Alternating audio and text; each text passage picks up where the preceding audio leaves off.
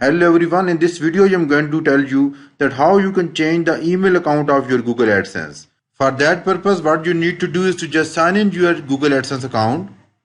Then you have to scroll down and here you will see an option of account. Then you have to click on access and authorization option.